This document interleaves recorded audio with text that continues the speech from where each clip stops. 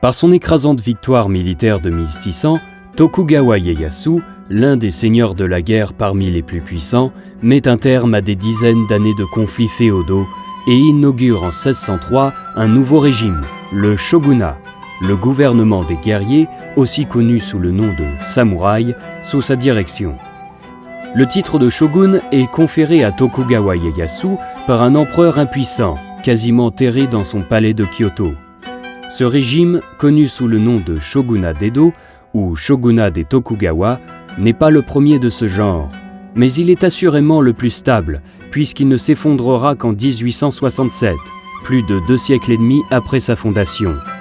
À côté d'une cour impériale qui se contente d'être un organe de légitimation du pouvoir des guerriers, le shogun et ses successeurs règnent sur le pays depuis Edo, leur capitale, qui deviendra Tokyo en 1869.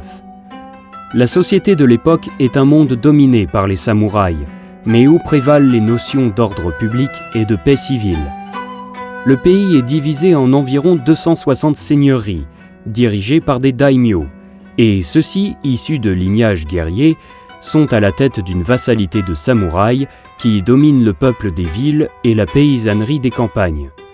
La plupart de ces vassaux résident dans les villes situées au pied des châteaux seigneuriaux. Ils ont désormais pour principale fonction d'assurer l'administration fiscale, juridique et policière de la seigneurie. Les seigneurs daimyo sont, à des rangs divers, dans une position de vassal vis-à-vis du premier d'entre eux, le shogun, issu de la dynastie des Tokugawa.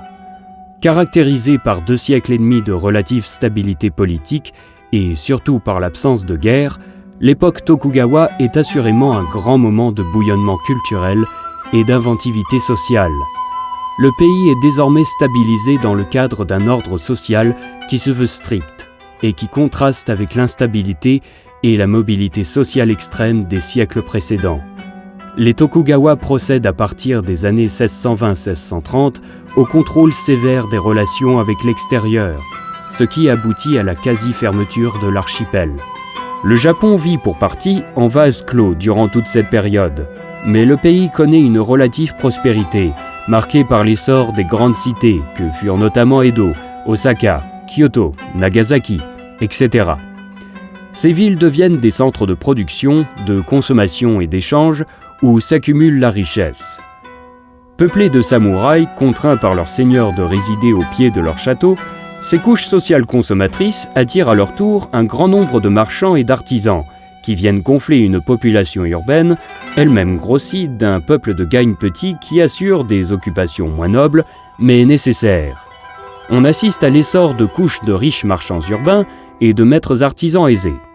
Une brillante culture de lettrés et d'artistes se développe à Kyoto et à Osaka, la principale métropole économique, la cuisine de l'Empire, puis à Edo, dans la seconde moitié de la période.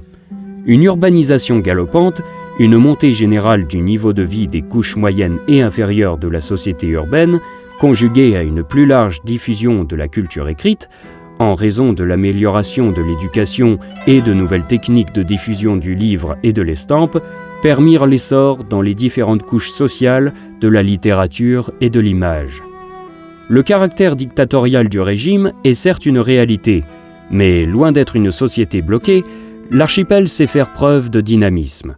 C'est ainsi que naît peu à peu une civilisation des loisirs, que certains historiens qualifient de prémoderne, dans laquelle la lecture, les spectacles, les voyages d'agrément, la fréquentation des quartiers animés, et pour les hommes, des quartiers de plaisir, constituent des activités de détente aussi bien pour les classes aisées que pour une population laborieuse enrichie à la faveur de la croissance économique générale.